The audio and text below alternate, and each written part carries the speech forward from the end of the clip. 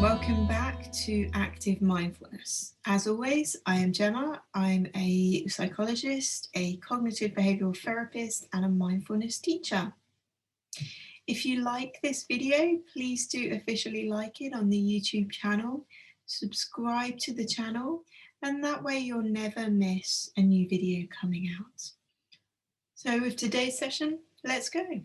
The mind being a little bit like a sat nav can be a really useful analogy for understanding mindfulness and how it might support us. So imagine the mind being a little bit like the kind of sat nav that you have in your car when you want to go somewhere. So that sat nav, it recognizes where you are now, your location, and it recognizes where you want to go, your destination. And what it's trying to do is to find you a path from where you are now to where you want to be.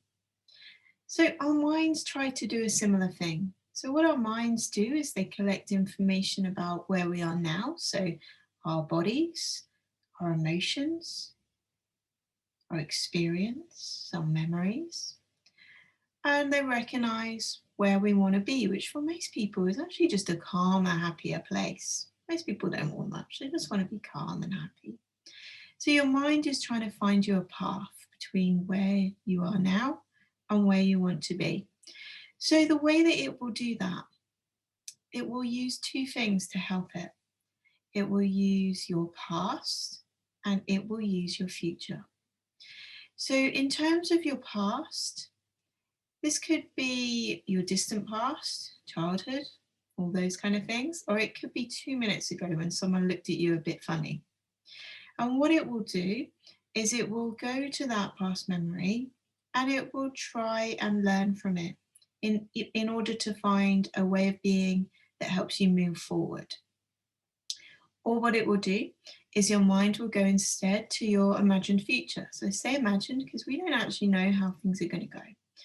But what will happen here is your mind will try and imagine how things are going to go.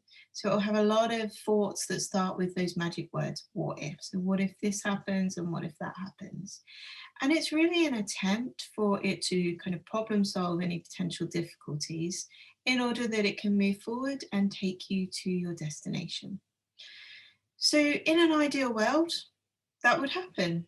So say there's a simple dilemma or difficulty, like for instance, you've got an appointment and you need to be across town by a certain time. So your mind might go into the past and say, last time I had to get to that point at this kind of time, what was the traffic like? How was it? How long did it take? Could I park?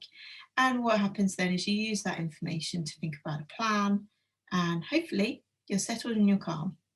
Or it might go into the imagined future and start with a lot of thoughts saying, what if this happens and what if that happens? What if I can't find anywhere to park? What if the road's closed? So hopefully what that would mean is that your mind would come up with some sort of plan, perhaps leaving a little bit earlier, perhaps having a plan B of where to park if it's busy, and you feel a little bit calmer. That's the ideal. So naturally, our minds don't often work like that. So instead what they do is they get to the bit about the past or they get to the bit about the future. And instead of finding a plan and moving forward, what they do is they go round and round and round. So who hasn't ever got stuck on a thought about something that's happened or might happen and gone round and round and round? We've all done it. We've all got stuck there. So the mind is trying to help you process, plan, and move forward. But it's actually unhelpful because sometimes the past has something that's very emotional, very difficult, and unprocessed. And the imagined future, well, you could come up with solutions for 100 what ifs. Your mind would still bring up another what if. It's very difficult to problem solve something that hasn't happened. So instead, you get stuck going around in circles. So imagine this being a bit like a sat nav that's taken you to a new town that you've not been to before, and it's kind of lost signal a bit. So instead of taking you into the town, it's kind of taking you around the ring road. You're going round and round and round and not really getting anywhere.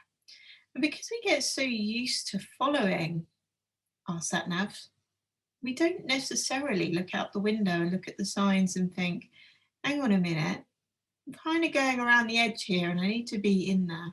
We don't necessarily do that straight away, so we might follow it for a while. And we do the same with our thoughts. We don't necessarily think, hang on, this mind's going around in circles. So we follow it for a while and we follow it for a while and we follow it for a while. And eventually we realize actually this is getting me nowhere. So, what you're not doing, whether your mind is getting stuck in that past bit or that future bit, is really not being in the present moment. And in the present moment is the bit where we kind of say to ourselves, hang on, there's a sign there, and that says the opposite to this sat nav. And I've been going around a long time, so maybe I need to follow this sign instead. Maybe I need to look around and get my bearings and work it out for myself. And that is really being in the present moment, is being able to come out of that past and out of that future circling in your mind.